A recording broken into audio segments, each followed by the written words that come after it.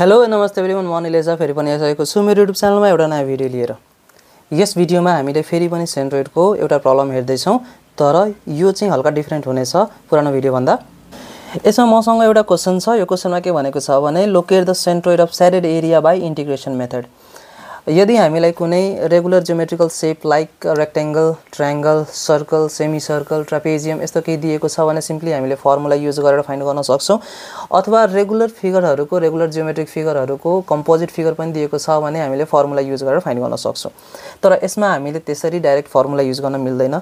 यसमा चाहिँ हामीले इंटीग्रेशन मेथड युज गर्छौं। सो यसमा हामीलाई सेन्ट्रोइड फाइन्ड गर्न भनेको छ। र यहाँ हेरौं त हामीलाई यो जुन स्याडेड पोर्सन दिएको छ, यो स्याडेड पोर्सन कुन लाइनले बाउन्ड भएको छ भने एउटा y एक्सिसको लाइन छ x = 0, एउटा लाइन यहाँ देखिरहेको छ y = a र एउटा लाइन देखिरहेको छौं हामीले y = kx³ हो। अब यो जुन स्याडेड एरिया छ त्यसको लागि मलाई सेन्ट्रोइड फाइन्ड गर्नु पर्यो। र यहाँ x तिर चाहिँ 0 देखि a सम्म र y मा 0 देखि h सम्म जाँदैछ। सो यो हामीले बाउन्ड्री कन्डिसनको लागि युज गर्छौं। ल सो यो सल्भ गर्नलाई सबभन्दा पहिले हामीले के गर्नु पर्यो, एउटा सानो स्ट्रिप एज्युम गर्नु पर्यो। सो त्यही फिगरलाई मैले यहाँ बनाएको छु सुर्करीमा। यहाँ हेरौं त यो फिगरमा मलाई के भनेको छ भने सेम त्यही कुरा हो।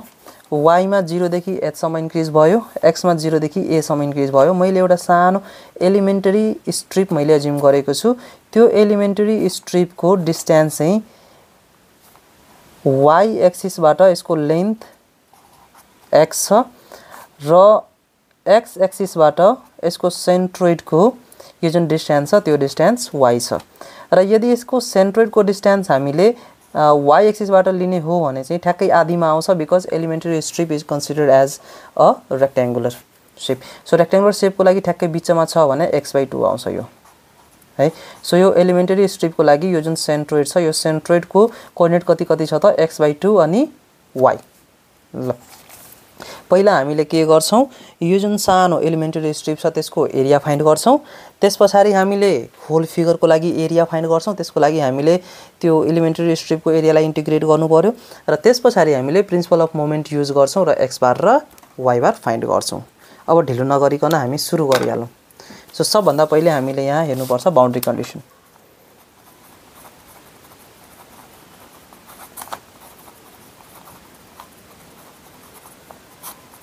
ओके, यहाँ बाउन्ड्री कन्डिसन्सले मलाई के भनेको छ, बाउन्ड्री कन्डिसन नम्बर 1 मा यो बाउन्ड्री कन्डिसनले के भनेको छ भने यहाँ हेरौं, जसरी जसरी x चेन्ज हुँदैछ त्यसरी त्यसरी y पनि चेन्ज हुँदैछ। हामीसँग यो इक्वेसन छ नि y = kx³। सो जसरी जसरी x चेन्ज हुन्छ त्यसरी y नै चेन्ज हुन्छ। So y is the function of x। अब यहाँ हेरौं त जति बेला x को भ्यालु 0 छ यो कर्वमा, जति बेला x को भ्यालु 0 छ त्यति बेला y को भ्यालु पनि 0 छ। When x = 0 y is also equal to 0 हो कि हैन। अब यहाँ हेरौं यो x बढेर कहाँसम्म आयो, a सम्म आयो। 0 बाट कहाँसम्म पुगेको छ, a सम्म पुगेको छ। जति बेला यो a मा पुग्यो त्यति बेला y तिर कति पुगिसकेको छ त यहाँ हेरौं, यसरी बढ्दै गयो भने त x तिर पनि बढ्यो y तिर पनि बढ्यो। बढ्दा बढ्दै x तिर a सम्म बढ्यो, त्यही क्रममा चाहिँ y मा कहाँसम्म बढेको छ त h सम्म बढेको छ। So when x = a y = h। अब यहाँ यो बाउन्ड्री कन्डिसन मैले किन युज गरेको छु भने यो इक्वेसनमा मलाई k को भ्यालु छैन। अब k को भ्यालुलाई मैले कन्स्ट्यान्टको टर्ममा लिएर जान्छु। ल यहाँ हेरौं अब कसरी आउँछ। सुरुको कन्डिसन युज गरे भने यहाँ पनि 0 यहाँ पनि 0, त्योसँग मलाई केही मतलबै भएन। अब सेकेन्डको कन्डिसन x = a र y = h वाला युज गर्छु। सो y को भ्यालु हामीले we have the equation y = kx³। अब यो सेकेन्ड वाला यो जुन कन्डिसन मैले युज गर्छु भने y को ठाउँमा h राख्छु, = k को ठाउँमा k छ र x को ठाउँमा a। त्यसो भए k = कति आउने भयो, k/a³, sorry h/a³, k = h/a³, यो भ्यालु आयो। अब मैले therefore y = kx³ implies y = k को ठाउँमा मैले h/a³ लेख्न मिल्छ, h/a³ अनि x³ को x³। यो भनेको मेरो इक्वेसन 1 भयो। अब यही इक्वेसनबाट मलाई x को भ्यालु चाहिएको छ भने यसैलाई मैले कसरी लेख्न सक्छु x³ इज इक्वल टु यो यता मल्टिप्लाईमा जान्छ र h यता डिभाइडमा आउँछ so y into a³ divided by h। अब यसले के इम्प्लाइज गर्छ भने x is equal to a into y को पावर 1/3 बाई h को पावर 1/3। यो भनेको मेरो इक्वेसन 2 भयो। यति आइसकेको छ। अब त्यसपछि मैले के भनेको थिएँ यो एलिमेन्टरी स्ट्रिपको एरिया फाइन्ड गर्छु मैले। Area of elementary strip. ल एलिमेन्टरी स्ट्रिपको लागि हेरौँ लेन्थ x छ र यसको यो जुन थिकनेस छ यो थिकनेस छ dy। सो यसको एरिया कति हुने भयो त dA is equal to length into breadth. Length छ x इन्टु dy। अब x को ठाउँमा मैले यो भ्यालु राख्न मिल्छ सो a इन्टु y को पावर 1/3 डिभाइडेड बाई h को पावर 1/3 इन्टु dy। यति आयो। अब यो dA आइसकेको छ भने मलाई यो होल फिगरको लागि एरिया चाहियो भने मैले के गर्नु पर्यो यसलाई इन्टिग्रेट गर्नु पर्यो। Therefore area of shaded portion. यो जुन शेडेड पोर्सन छ यो शेडेड पोर्सन को area a is equal to integration of dA। अब dA लाई त इन्टिग्रेट गर्छु तर मैले कहाँदेखि कहाँसम्म इन्टिग्रेट गर्ने हो। जस्तै यो जुन स्ट्रिप लिएको छु मैले स्ट्रिप यहाँ पनि लिन मिल्थ्यो यहाँ पनि लिन मिल्थ्यो यहाँ पनि। सो स्ट्रिप मेरो यहाँदेखि यहाँसम्म जान सक्छ नि त। कहाँदेखि कहाँसम्म जान पायो 0 देखि लिएर h सम्म जान पायो। सो मेरो लिमिट अफ इन्टिग्रेसन के हुन्छ 0 to h। This will be equal to integration of 0 to h। dA को ठाउँमा मैले यो भ्यालु लेख्छु अब a इन्टु y को पावर 1/3 डिभाइडेड बाई h को पावर 1/3 इन्टु dy। ल यसमा जुन अब कन्स्टेन्ट भ्यालु छ त्यसलाई बाहिर निकाल्दिने।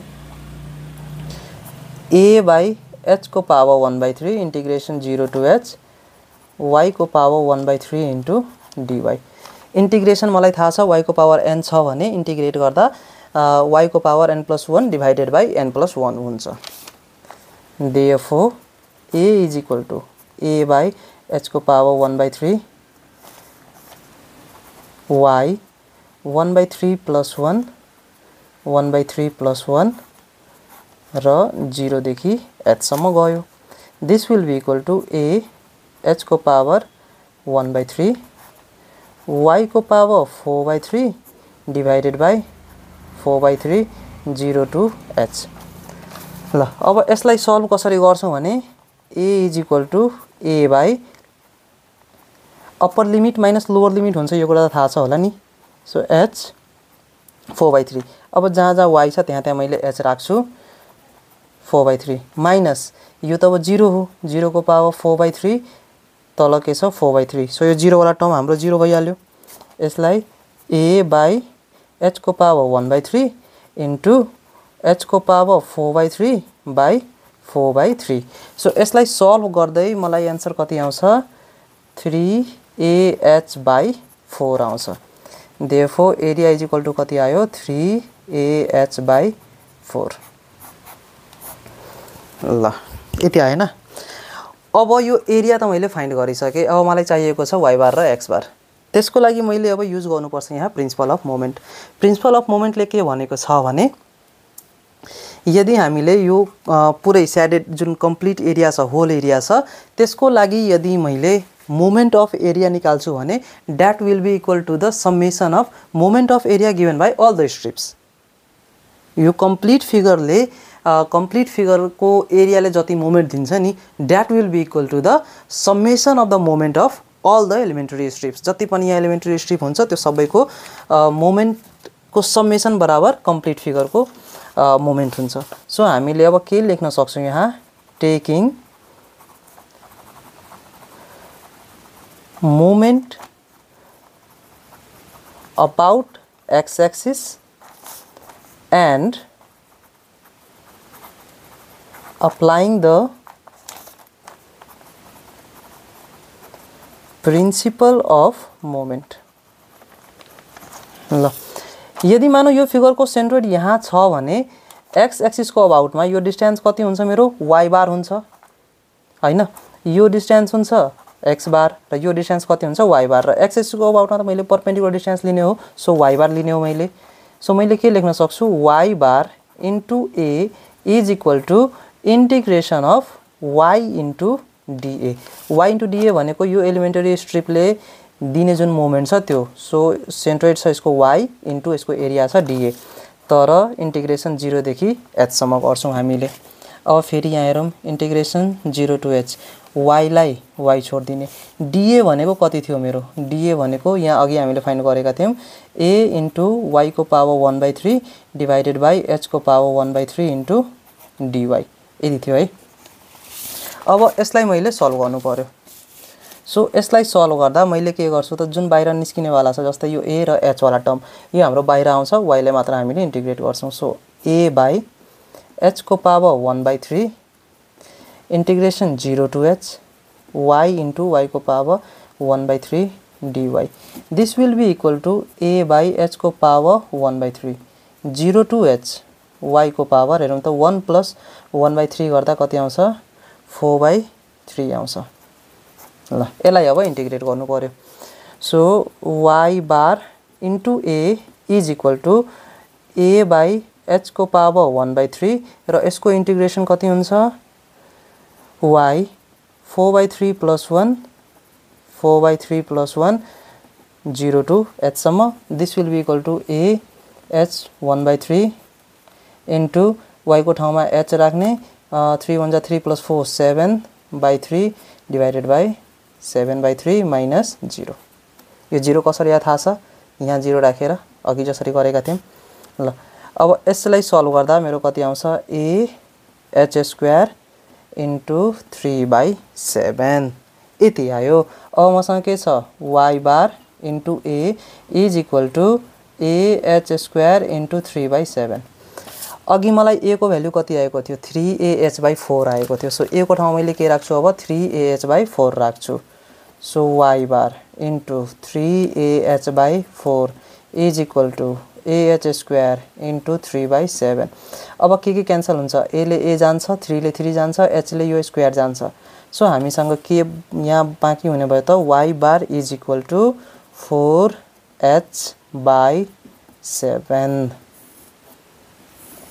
यति बाँकी हुने भयो सो y बार को भ्यालु मेरो कति आयो 4h/7 अब मलाई चाहिएको छ x बार को लागि सो x बार को लागि पनि सेम मैले यही कुरा गर्छु now taking moment about y-axis ल y-axis मा अब मोमेन्ट लिने र फेरि and applying principal of moment र फेरि प्रिन्सिपल अफ मोमेन्ट अब y-axis को अबाउटमा यदि मोमेन्ट लिँदै छु भने मेरो सेन्ट्रोइड कति आउँछ x बार आउँछ सो अघि के जस्तै अब जसरी y बार गरेका थियौं त्यसरी नै अब x bar into a is equal to integration of अघि यो y थियो अब हामीले कति लिने हो त यो x/2 लिने हो है so this will be equal to x/2 into dA यति आयो र इन्टिग्रेसन फेरि कहाँदेखि कहाँसम्म जान्छ 0 देखि h सम्म नै जान्छ 0 देखि h सम्म किन जान्छ भने dA को लागि फेरि हामीले यही युज गर्दै छौं यो जुन टर्म आएको छ यही टर्म हामीले युज गर्दै छौं 0 टु h x/2 इन्टु ल अब dA भनेको कति थियो x into dy so 0 to h यसलाई 1/2 लाई बाहिर गर्दिए x स्क्वायर इन्टु dy ल यहाँ हेरौं त एउटा कुरा x इज इक्वल टु कति आएको थियो मलाई a इन्टु y को पावर 1/3 बाइ h को power 1/3 x is equal to a into y को पावर 1/3 डिवाइडेड बाइ h को पावर 1/3 x स्क्वायर को पावर कति सरी x स्क्वायर को भ्यालु कति आउँछ सबैलाई स्क्वायर गर्दिने so this will be equal to a square into y को पावर 2/3 h को पावर 2/3 यति नै आउँछ नि सो यसलाई मैले अब के लेख्न मिल्छ 0 टु h x स्क्वायर को ठाउँमा a स्क्वायर इन्टु y को पावर 2/3 डिवाइडेड बाइ h को पावर 2/3 इन्टु dy यति आयो अब बाहिर के आउन सक्छ त 1/2 a स्क्वायर बाइ h को power 2/3 integration 0 to h y को पावर 2/3 इन्टु dy।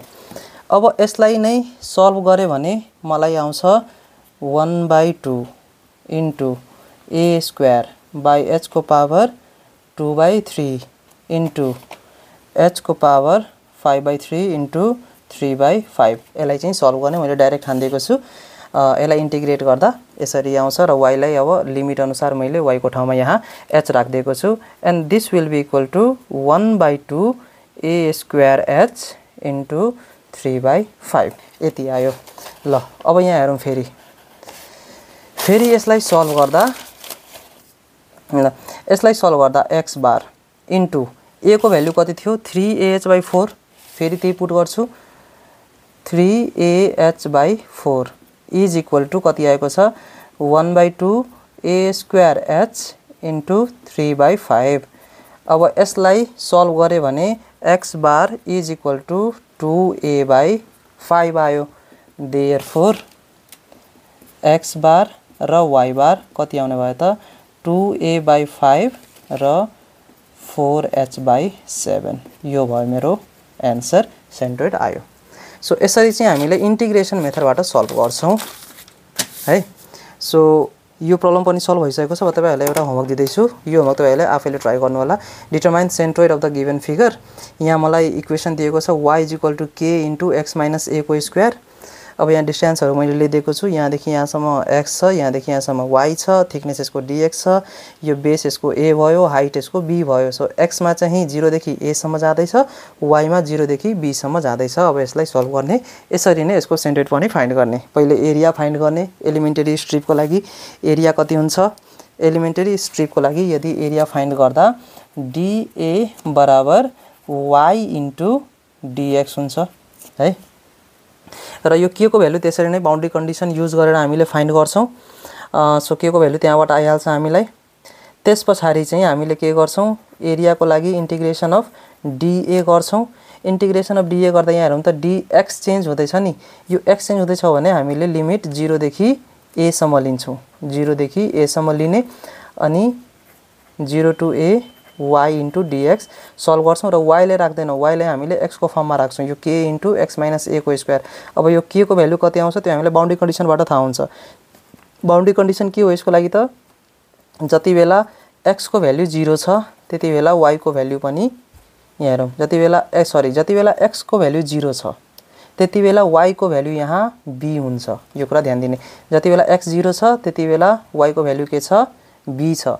जति बेला x को भ्यालु अब a मा आइसक्यो त्यति बेला y को भ्यालु अब के मा आइसक्यो त? 0 मा आइसक्यो। सो यसरी चाहिँ सल्भ गर्ने। ओके, सो यो चाहिँ आफैले सल्भ गर्नु होला। अब यसपछि चाहिँ हामीले केही थ्योरी छ, त्यो थ्योरी अब धेरै डिटेलमा नजाम, तर यहाँ सोधिदिन सक्छ होला एक्जाममा। General properties of centre of gravity. It lies on axis of symmetry, that is it is a meeting point of 2 or more axis of symmetry if the body if the body is suspended freely from point P, if the body is suspended freely from point P, then the CG lies on the vertical line of suspension through P. If some portion is added to the body, CG is shifted towards addition, but if some portion of the body is removed, it gets shifted away from deduction. यदि कुनै पनि बडीमा हामीले कुनै अर्को portion add गर्दैछौं भने CG चाहिँ एड गरेको पोर्सनतिर शिफ्ट हुन्छ, तर यदि त्यो बडीबाट हामीले केही पोर्सन सबट्र्याक्ट गर्दैछौं भने CG जुन बाँकी बचेको छ उतातिर शिफ्ट हुन्छ। Centroid and CG are coincident if the body is homogeneous, that is if its unit weight of material is same throughout the body. Centroid, the geometric center of an object where density of object is evenly distributed over its body is called centroid. Our difference between center of gravity and centroid. The point where the total weight of body focuses upon, it is referred to the geometrical center of the body. It is the point where the gravitational force or weight acts on the body. It is referred to the center of gravity of uniform density objects. It is denoted by G. It is denoted by C. It is a physical behavior of the object, a point where all the weight of an object is acting. It is a geometrical behavior. It is the center of measure of the amount of geometry. So difference between सोधियो भने हामीले चारवटा point लेख्दा हुन्छ। अब next भिडियोमा हामीले moment of inertia start गर्छौं र मोमेन्ट अफ इनर्सियामा चाहिँ हामीले मोमेन्ट अफ इनर्सियाको केही डेफिनेसन र इन्ट्रोडक्सन पार्ट, त्यस पछाडि चाहिँ प्यारलल एक्सिस थ्योरम र परपेन्डिकुलर एक्सिस थ्योरम त्यो पनि हामीले नेक्स्ट भिडियोमा हेर्छौं र रेडियस अफ गाइरेसनको इन्ट्रोडक्सन मात्र हेर्छौं र त्यस पछाडि चाहिँ भेरियस ल्यामिनाहरूको मोमेन्ट अफ इनर्सिया पनि हामीले क्याल्कुलेट गर्छौं। सो यस भिडियोमा यति नै। भिडियो मन पर्यो भने लाइक गर्नुस्, च्यानल सब्स्क्राइब गर्नुस् र साथीभाइहरुसँग पनि शेयर गर्न नबिर्सिनुस्। Thanks for watching.